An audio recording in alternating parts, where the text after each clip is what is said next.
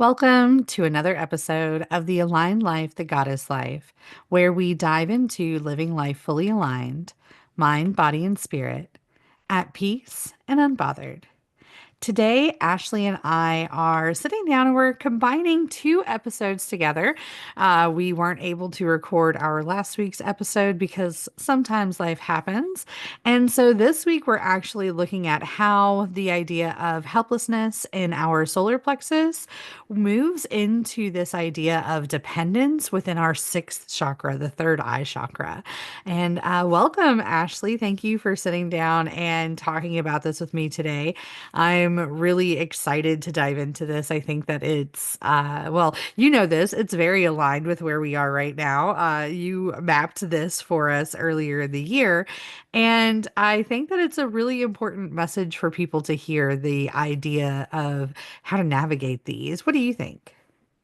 I am so here for it. And I love having these conversations because sometimes it reminds me of things that I knew, but I forgot I knew. Absolutely.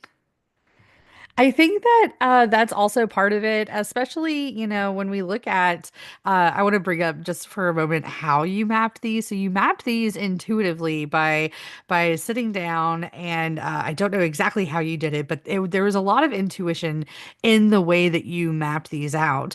And when you first do it, we look at it and we look at the year and we're like, okay, so there's going to be some bumps and some hiccups in this area at this time. But then coming back and sitting down with them in these conversations really helps to navigate them and see them in the perspectives that we need to presently versus maybe what we were not necessarily anticipating then, but maybe just waiting for.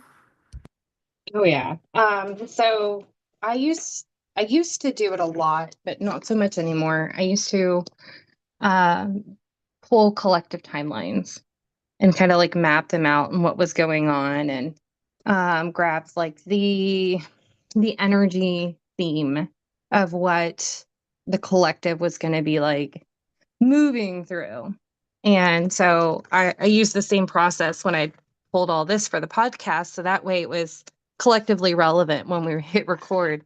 And it's been a wild ride. And even looking at that list, I don't think it still could have prepared me for what we're moving through. Oh, I fully agree. I think that it's interesting to look back and say, "Oh, so that's what this meant." And I think that I think that it's helpful in a reminder that, we have all of these different tools, and the way that you map it out and you include those big keywords, like today we're talking about helplessness and dependence and how it attaches to those chakras are the ways that we are reminded of the tools to move through them. So even though we can't necessarily prepare for what has happened, it gives us this really cool toolbox that we can open up to kind of change the way that we're reacting to situations or change how we move through situations and still maintain a little bit of clarity and sense of self and empowerment.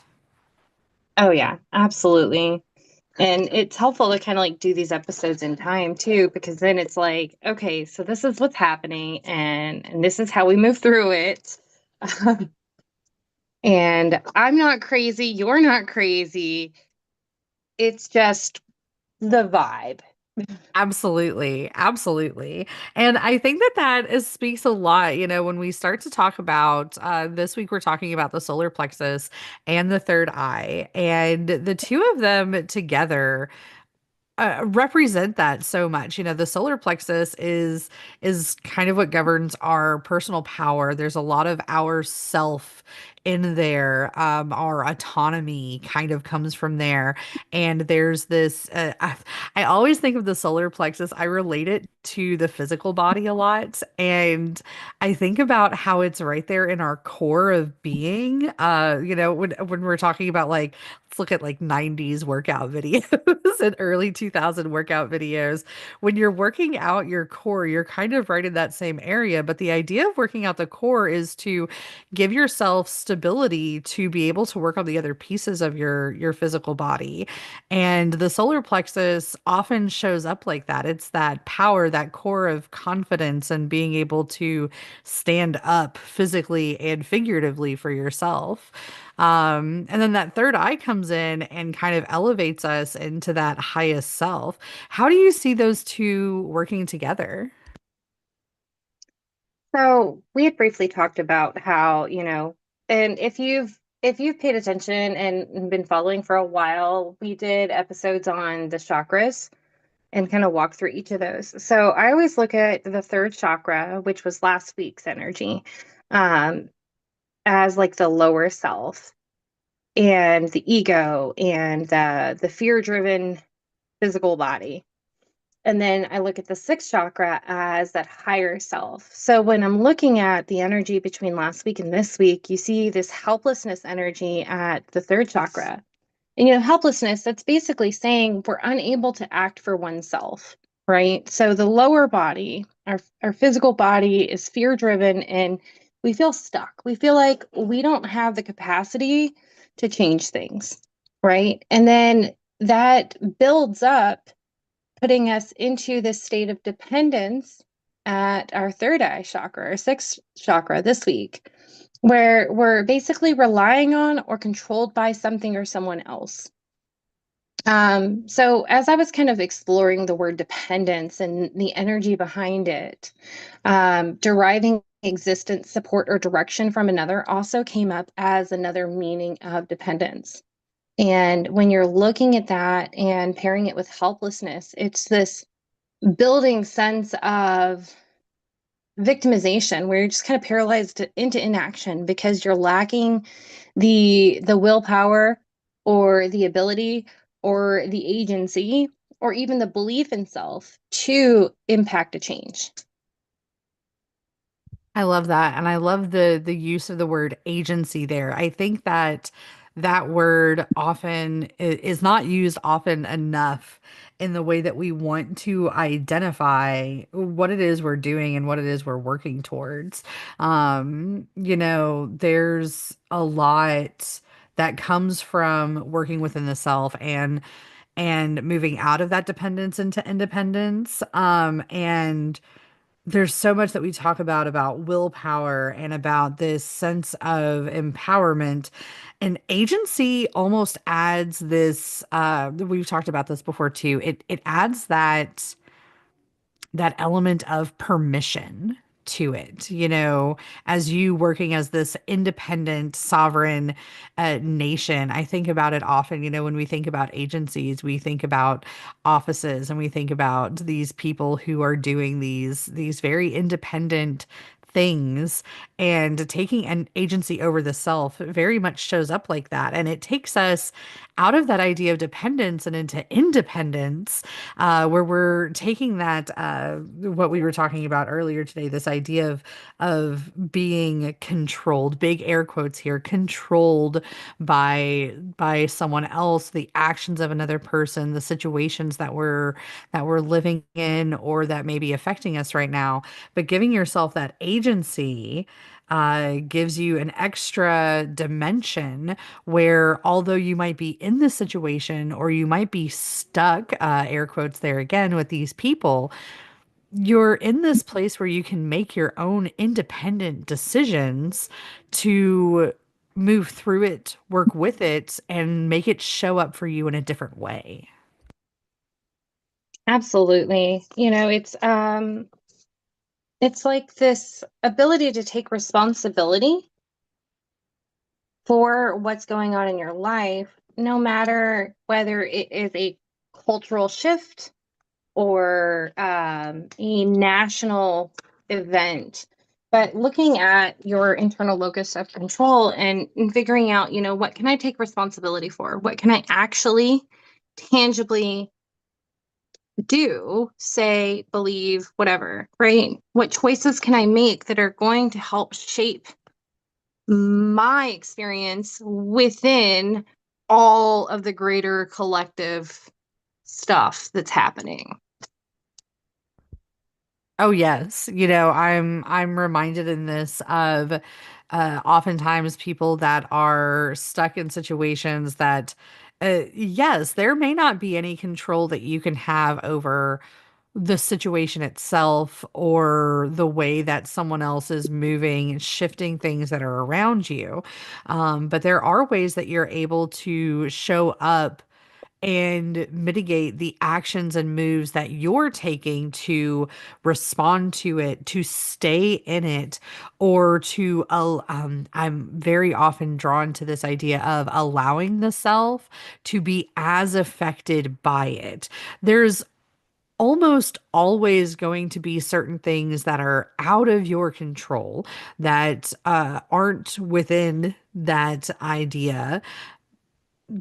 And there's always decisions that you can make to mitigate how that affects you and how long I'm drawn in this in our current atmosphere and environment, how long you allow that control to remain in control. There's so much that we can do as individuals. And when individuals start kind of taking back their power, we can move ourselves out of that helplessness. And there's also a collective spirit that's there when we start to do that. And we can come together with like minded people, like minded things, or we can come to resolutions with other ones and stop these larger ideas of difficulty that we're experiencing. Absolutely. And I say this all the time, but without contrasting experiences, albeit they're not pleasant and they are not fun to move through, but without those, we wouldn't learn more about ourselves. We wouldn't be encouraged to expand and grow. So while things are very charged, use this as an opportunity to really, really look at, what do I prefer? What are my needs? What do I believe? And start questioning and exploring those. Look for things that maybe they used to be true for you, but in the light of new events, new learning, new experiences, they're not necessarily true for you anymore. And be willing and open to really just start exploring those things. If you find that you are getting frustrated, um, really take an honest look at what that's telling you about yourself. Use it as an opportunity to expand and grow instead of getting sucked into the emotionally charged atmosphere. Absolutely. I'm drawn to this. Both of us are students of psychology, and there's aspects of this, there's in helplessness and dependence, there's often also depression and anxiety. And when we look at those, there's so many different individual choices that we can use to pull us back into that sense of self when we're being taken out of it. And just to put a little disclaimer here, this is not to dismiss anybody's personal experience. I myself live with mental illness, including anxiety and depression. And I have found, even through my own personal experience, the research that I've done and the education that I've gotten, that a lot of times part of it is about the individual motions that you make to make these changes. There's someone that I used to be very close to, and this person, they live in a particular atmosphere that is very not ideal. And it is a situation that often comes with those lower vibrational feelings of depression and anxiety and feeling burdensome or feeling worthless. And those are often words that are spoken to me from this person. And at the same time, this person doesn't take action to move through lots of things. There's lots of what I like to call, when we talk to Lane about Tarot Tuesdays, we often talk about our devil moments where we're kind of stuck in this attitude of, well, I've done what I can do and there's nothing more that I can do, or I am at the highest that I can be with this knowledge that I have. And it blocks us off from being able to help ourselves and step into this other idea of self.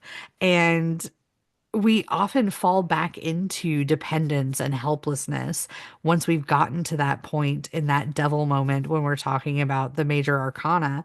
And we fall into this because we suddenly have nothing, it's followed by the tower, and this swift destructive force comes in and it takes control. And we have to, or quote there, have to move into this idea of dependence and helplessness instead of taking and again there's that word, that agency of ourself and where we're going. That just reminded me so much of that, about the smaller things we can do, like changing our diets or going out for a walk and taking our brain away from the issues just for a little bit, to remember how human we are and where that higher self is and moving into it.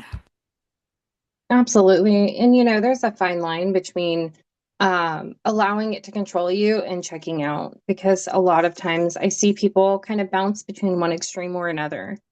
Um, but again, ironically, today my energy for the day was the Chariot, which weaves and bridges that gap between the two poles, right? And it's very much that Chariot where you're having to bring together those two opposing energies to find your middle ground, right?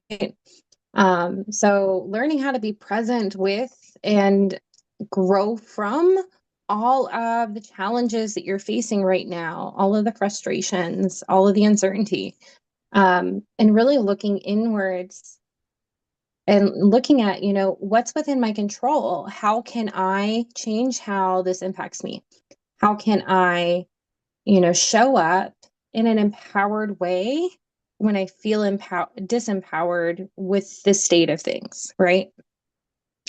Versus checking out, because a lot of people will just, delete all social media and refuse to look at the news and the headlines and just try to like pull the wool over their head, so to speak, or sweep it under the rug and pretend it's not going on. Um, there's a middle ground for that. So it's not obsessively checking it and being involved in it. It's staying informed, staying aware, and allowing it only enough time so that you can be informed, be empowered, and start to kind of look at what it's teaching you about yourself. Absolutely. I'm drawn to, there were two other words that you said before we started that were so important to this discussion and that really reflect exactly that idea. And it's truth and vision. Mhm. Outside of our own agency, having our own truth, that individual truth, and envisioning how it plays out, not only what the end goal is and what it looks like for us, but how we take the steps to get there. And when we're working on being dependent and we are sitting in helplessness, we're our vision is very blocked. We talk about chakras being blocked and misaligned often across the world when we talk about chakras. And this is where those blockages come in. You're not able to live in your own truth. Sometimes you're not even able to see your own truth because of how blocked that vision is. Or maybe you're not able to see the steps that you need to take to achieve this vision. And these truths and these visions, they can change, they can alter and evolve as you evolve and as the situations in the world evolve. And what remains the same still is your agency to move into it, and your ability to step out of those difficult times, become realigned and make that forward motion. I also really like how you stated that you don't have to sit. What were the words you said? It was kind of like you don't have to sit by and just there's a difference between checking out and Mhm. living in that difficulty. And checking out gives us a chance. There was a really cool podcast episode. I'll have to link it in the comments for people. And it was actually about something totally different. It was about travel as pilgrimage. And it was with a very famous travel guru named Phil Cousineau. And he was talking about how when we move, instead of sit, we're taken into this land of abstract thought where that's where we actually think outside the box. That's where we take ourselves out of this realm of what we believe is possible while we are stagnant in our motion. And when we become movement, there's this whole other activation in our spirit and in our brain that allows us to see other angles, other sides, and show up in different ways. And that's what kind of that idea of checking out and like taking a step back, moving away, kind of allows us to do. Yes, but it's pressing pause, which it means it's not permanent. Yes, absolutely. And that's where that balance comes in. That can be a hard balance to achieve. How do you achieve that balance in your life? Well, I mean, balance is not anything that's ever set in stone. Balance is an ebb and flow, right? It's like you're constantly adjusting your position on a balance beam, right? If you're standing in the middle, gravity and, life and the tilt and spin of the earth are going to start slightly adjusting things. So you have to consistently pay attention to where that is and shift your weight one direction or the other to keep the the balance being the seesaw. That's the words I was looking for. Like you have to keep the boards from touching the ground on either side, and they might for a moment.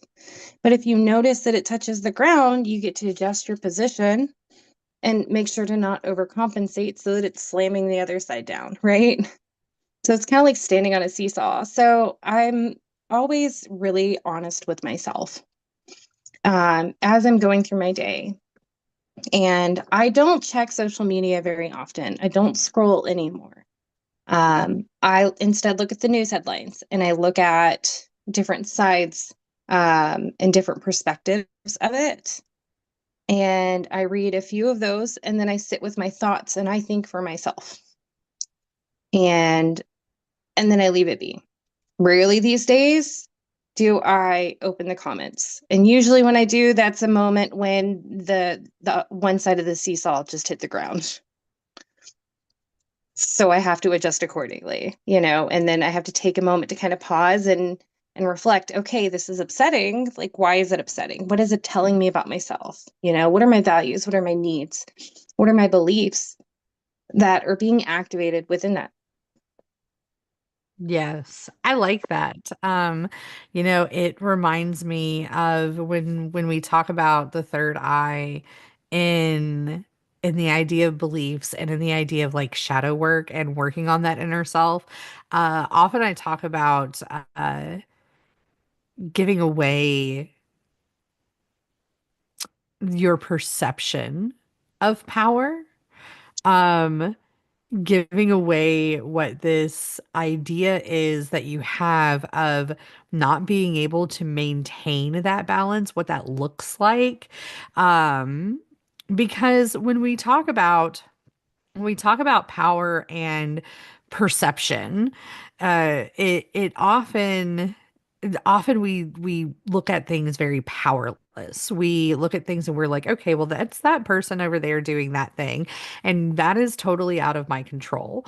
And this goes back to the ways that you're able to change things. And like you said, when you're on this balance beam or on this seesaw, and one side hits the ground, you can adjust. And it is that refusal to act on it in that idea of like helplessness in that solar plexus that makes us stuck, where maybe the seesaw, you are on this one side of it for so long that it's kind of dug into the ground. And now you have to like walk all the way up to the other side and not only is it not moving very much, but you have to kind of jump on it to get it totally unstuck because it's been Mhm. there for so long and you've just been stuck in this mud. Um, and and when we can come back and find this balance and understand what power looks like in us, I almost always see when people are stepping back into their power or removing this idea of dependence, they're shocked by the amount of control that they have over parts of themselves. It's almost like they've become blind to it. And I think that a lot of that has to also do with, like you said, the social media, not allowing yourself to scroll. I find myself, I look at news very objectively now instead of subjectively. For a long time, I did look at it subjectively. And now instead of really focusing on one particular side of things, I'm looking at all different aspects of it. I'm taking pieces from every part. And we've talked about removing bias before, but it Mhm. really is about taking in all of the pieces and truly understanding exactly what the entire scope is instead of a very polarized view, because in those polarized views you're giving away that power. You're not acting on your power. It's you're remaining dependent on this idea of having to choose a side and what is right. So when I was looking at dependence at the sixth chakra, your truth is depending on, so your version of the truth, your internal belief of truth, right, is being controlled by someone or something, right? And we're seeing this right now in the United States where there's two polarized sides. And I was telling you when we were first getting started that the phrase trust but verify, something that we use a lot in the military, came to mind. And it's like, it's this idea of trust what you're reading, but verify, do your own research, do your own thinking about these different things. Don't allow it to control you and your truth. Don't allow it to dictate what's going on or what's happening or what to expect. Because there can be some fear mongering on one side and some fear generation on the other. Oh, absolutely. And there's validity to all of the worries that we find spread across these different aspects of alignment. And in each of them, the way that it shows up is so very, very polarized. But when we can take a second to really look at that idea of trust but verify, when when we can expand and do our own research and really dive into the depths of things, that's when you're able to step back into that truth, into that higher self, moving back up into it. Uh, I love that phrasing, trust but verify. And how does that show up when you're making your decisions? You don't have to give us any of your opinions, but how does it show up when you're making your decisions? What are some of the things that you do to move into that verify idea? Well, I am inherently skeptical when it comes to US media. There's actually a media bias chart. I love it. I reference it all the time. And I always look for original sources. So I will give myself a headache when I have the brain space and go read the lawyers speak and the political speak of actual things published. If there's this new alleged study about a breakthrough of science, I'll go look into it and I'll go look at like scholarly sources. My sister sent me a video about this food company trying to hack Ozempic and basically like bioengineering food ingredients so that it bypasses the active ingredient that Ozempic has, right? So instead of just immediately having an emotional reaction to it, I'm researching it and looking at the sources and like, okay, is this valid? Maybe it's a thought. maybe it's an attempt, maybe it's not there yet, you know? And then I look at, what is the likelihood of this actually like becoming a huge thing, right? And I kind of like walk through each one of those steps and explore all of it and in each aspect of it before I form an opinion. Um, an educated opinion, I guess, is where I'm going. What do you I say? love that. Opinion. I super love that. In one of my last classes, we were talking about uh scientific literacy, and it hit home so hard. Not just because I consider myself a person who is well educated and a person who does remove a lot of bias from my beliefs and the way that I work in the world. It also made me realize how many people don't do this. It made me realize how many people don't have this space to go through and read all the articles and read all of the words from every single side and the sides in between and really get this full picture, this panoramic view, if you will, of what we're looking at and what's happening. Also, I am currently looking up this Ozempic thing because that is very interesting and I need to do further research on it. And that's something I've not dug in. I have a list of rabbit holes I keep so that when I have the brain space, my curiosity can go explore. But I'm a curious person by nature, so I'm going to go look things up. I will be in mid conversation with someone and be like, wait, hold on. And I will go explore this mini tangent of mine and then come back into the conversation with what I just learned. Like, I can't tell you how many times I do that. I'm just a curious person. So I'm like, let's go see. I don't know if that's true, and sometimes I'll say it out loud and then I'll be like, actually, I'm not entirely sure that that's true.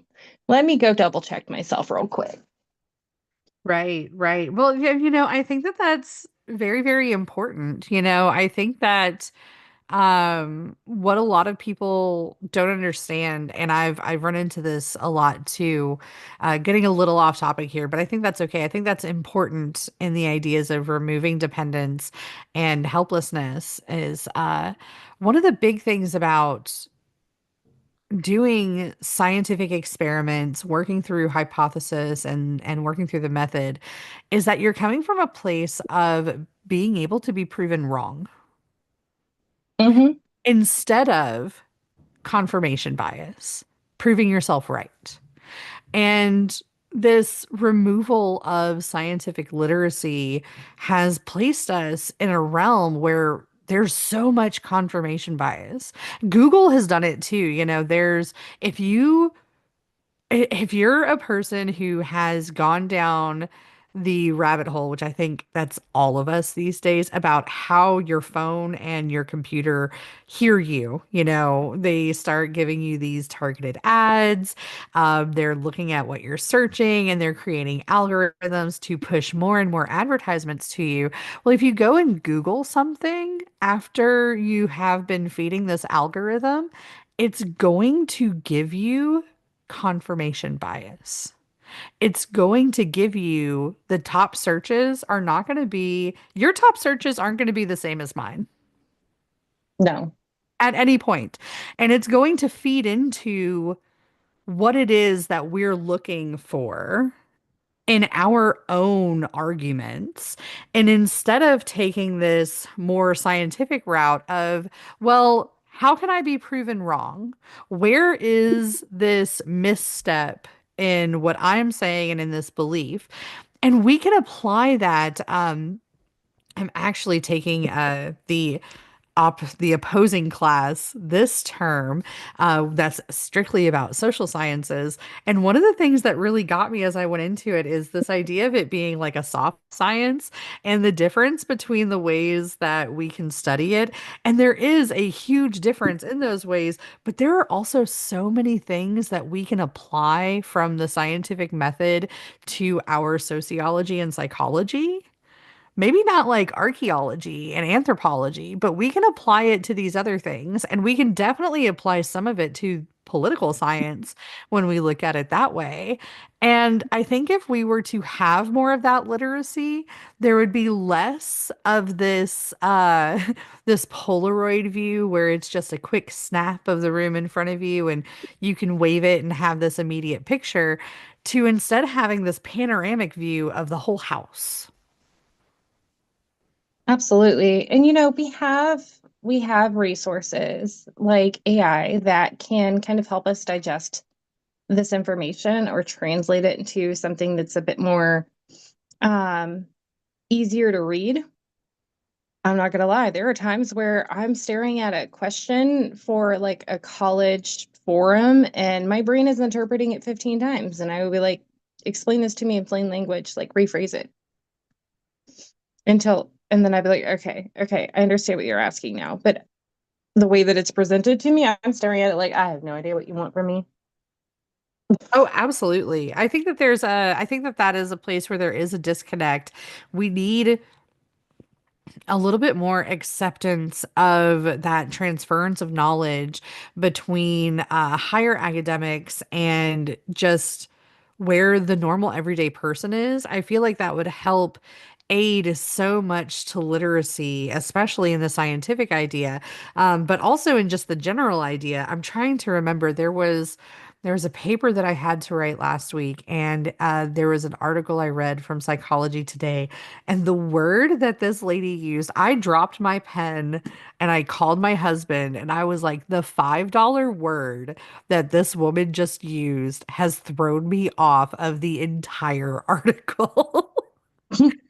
And it was just so much larger. And I think that that also feeds into that idea of like helplessness and dependence, because often when we come to these things that are so difficult for us to understand, we are we return to that place of helplessness. And then we quickly fall out of interest of knowing more and getting this bigger view, and we fall back into this dependence on the status quo. Absolutely. So I wanted to test my theory to see if this was correct, if I could actually do this, because I've never used it this way. But I grabbed a headline from ABC News that said, "Dumb. Canada, Mexico blast historic Trump tariffs, threaten retaliation." And it seems pretty extreme, right? With that headline. So I dropped it into ChatGPT and asked it to summarize it for me and remove any bias. And it gave me additional links as well that I could click on to verify the information because, ChatGPT sometimes hallucinates. So I'm inherently skeptical when it gives me information. But it actually did a pretty good job of giving me the key points, justifications, reactions, economic implications, and cites its sources so that I can go and look at them. So, if you're feeling overwhelmed, instead of letting the media control your truth, use the different tools that are available to you and um, allow yourself to form your own educated opinions as you move forward so that it's not getting its hooks into you and just completely ruining your day or your mood, right? Otherwise, things can feel very helpless and bleak, especially with over sensationalized headlines these days. Oh my gosh, and they're everywhere. They are Yeah, so everywhere. And you know, I also challenge people to not only go to news sources. I'm not a huge fan. I'm a little iffy still of like social media news because oh no. If you see a headline on social media, go ahead and just go Google it. Right, Don't right. read social media. I also want people to know that if you are looking to educate yourself further on things like this, you can actually find there's an academic version of Google. And if you put in that headline or that idea that the headline is bringing up and also put in academic source after it, it will give you a separate search result that will take you to academic Google. Scholar works too, the word scholar after your search. Yes, and it will help so much, especially because we're in this world right now where things are happening, words are being thrown around that people don't understand, and there's different branches of things that are shifting and moving that people don't even know exist. And this is a good way to kind of become abreast of them and really understand, as I use that word, I don't even know where that word just came from.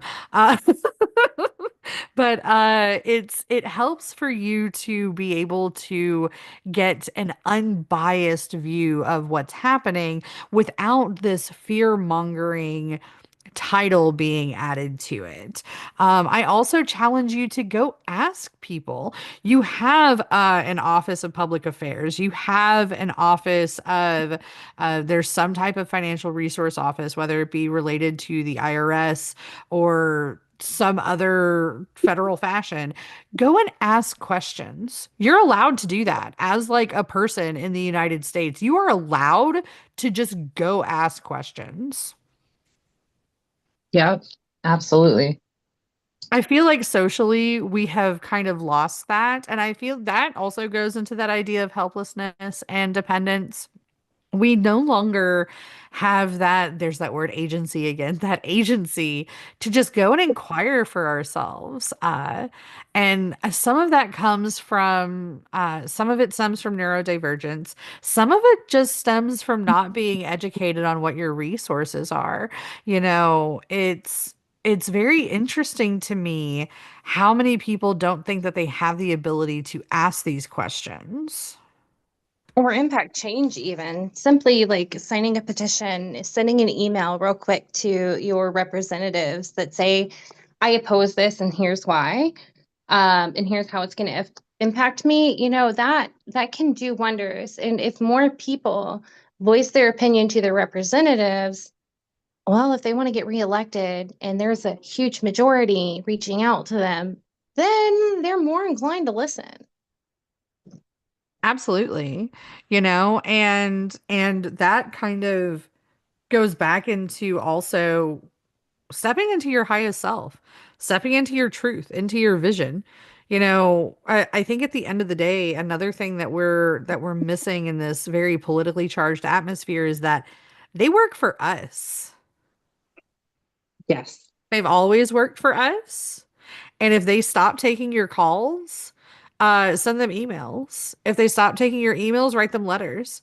They have local offices you can go to also, all of them, because they work for us.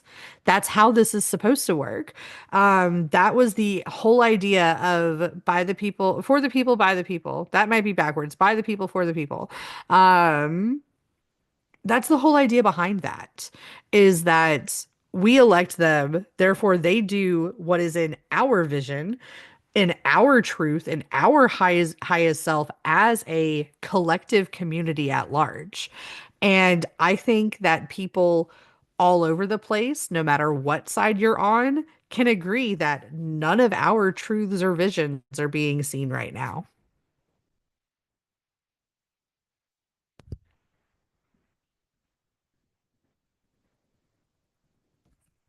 I also think that that's very important for people to remember when you're stepping into your highest self. When we look at it from a spiritual perspective and we look at that idea of stepping into your soul compass and that true north, you are standing up for what your vision of your highest, most I was going to use the word successful, but it's not really the word successful. It's more so the word of like your intuitive divine self is.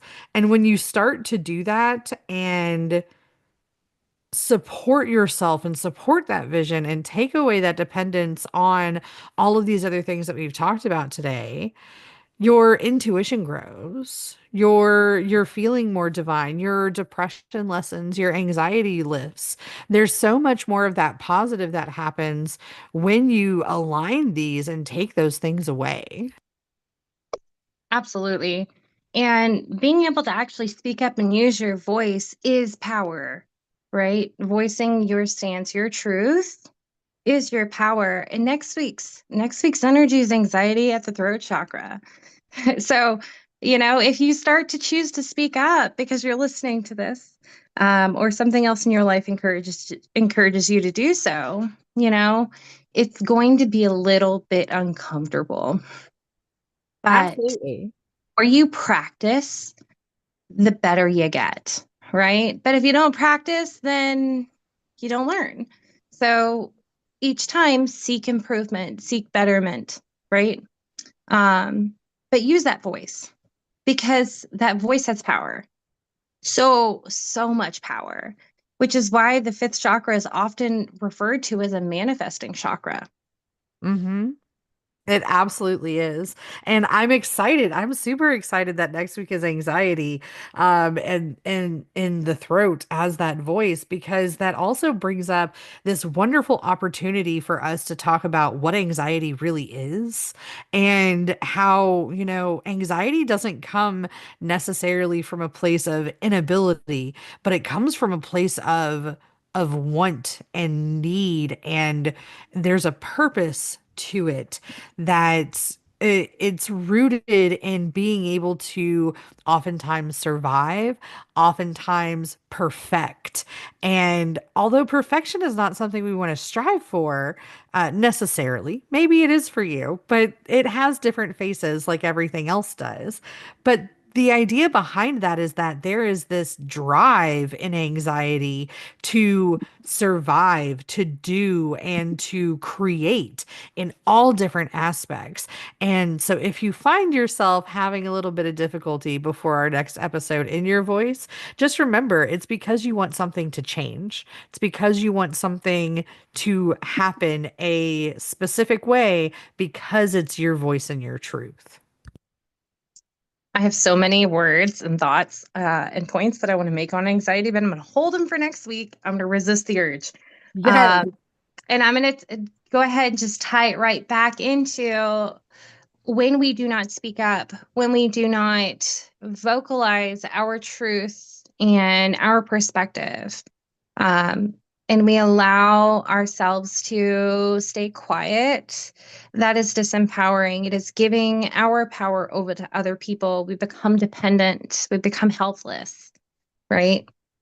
So we have to take responsibility of the things that we can control. And part of that is our voice. That is one of the most powerful things that you possess as an individual is your words. Absolutely. I love that. And I think that is a great place for us to end today and have that little bit of enticing tidbit for next week. I hope that all of you all gained some knowledge, gained a new perspective on how you can show up for yourself in this to remove that dependence and remove that helplessness and really move into that higher self. And thank you so much, all of you, for listening. And thank you, Ashley, as always.